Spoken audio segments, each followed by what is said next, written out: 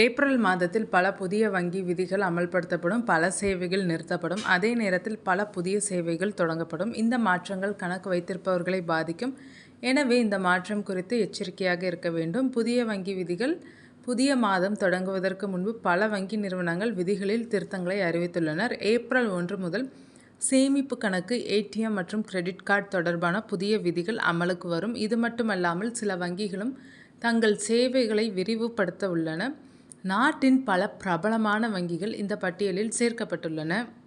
Vistara credit card மற்றும் வங்கி கணக்கு குறைந்தபட்ச இருப்பு தொடர்பான விதிகளை எஸ்பிஐ மாற்றியுள்ளது. இது தவிர HDFC வங்கி, பஞ்சாப் நேஷனல் பேங்க், கனரா வங்கி, ஆக்சிஸ் வங்கி மற்றும் IDFC ஃபர்ஸ்ட் வங்கி ஆகியவையும் வங்கி விதிகளை மாற்றியுள்ளனர். இந்த மாற்றங்களின் நோக்கம் வெளிப்படைத்தன்மையை அதிகரிப்பதாகும்.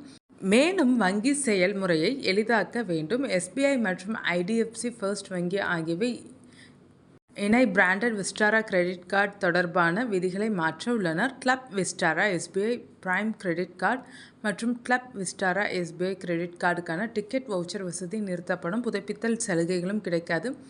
சில செலவுகள் மைல்கல் சலுகைகளும் நிறுத்தப்படுகின்றன. IDFC ஃபர்ஸ்ட் வங்கி கிளப் விஸ்டாரா கிரெடிட் கார்டுக்கான மைல்கல் சலுகைகளை நிறுத்தப் போகிறது. ஆக்சிஸ் வங்கி ஏப்ரல் 18 முதல் விஸ்டாரா கிரெடிட் கார்டு தொடர்பான புதிய விதிகளை அமல்படுத்த உள்ளது. SBI, பஞ்சாப் நேஷனல் பேங்க் மற்றும் கனரா வங்கி பல வங்கிகளுடன் சேர்ந்து குறைந்தபட்ச இருப்பு தொடர்பான விதிகளை ஏப்ரல் 1 முதல் அமல்படுத்த உள்ளன. நகர்ப்புற, அரை நகர்ப்புற அல்லது கிராமப்புற இருப்பிடத்தின் அடிப்படையில் சேமிப்பு கணக்கில் குறைந்தபட்ச இருப்பை நிர்வகிக்க வேண்டும். அவ்வாறு செய்ய தவறினால் அபராதம் விதிக்கப்படலாம். பல பொதுத்துறை வங்கிகள் சேமிப்பு கணக்குகள் மற்றும் நிலையான வைப்பு தொகைகளுக்கான வட்டி விகிதங்களை மாற்றியுள்ளனர்.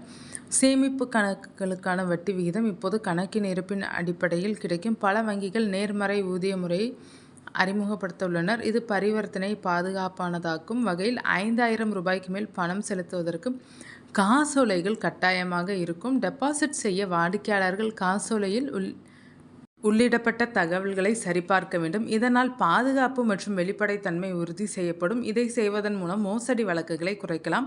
பல வங்கிகள் டிஜிட்டல் வங்கியை ஊக்குவிக்கின்றனர். இதற்கான முயற்சியாக ஏப்ரல் மாதத்தில் புதிய ஆன்லைன் வங்கி மற்றும் மொபைல் வங்கி தொடர்பான அம்சங்களை சேர்க்கலாம். பல வங்கிகள் வாடிக்கையாளர்களுக்கு உதவ AI அரட்டை பெட்டிகளை அறிமுகப்படுத்தும். இது தவிர டிஜிட்டல் பரிவர்த்தனைகள் பாதுகாப்பாக இருக்கும் வகையில் 2 காரணி சரிபார்ப்பு போன்ற அம்சங்களும் வலுப்படுத்தப்படும். சில வங்கிகளில் ATMகளில் இருந்து பணம் எடுப்பது தொடர்பான கட்டணங்களில் மாற்றங்கள் செய்துள்ளன.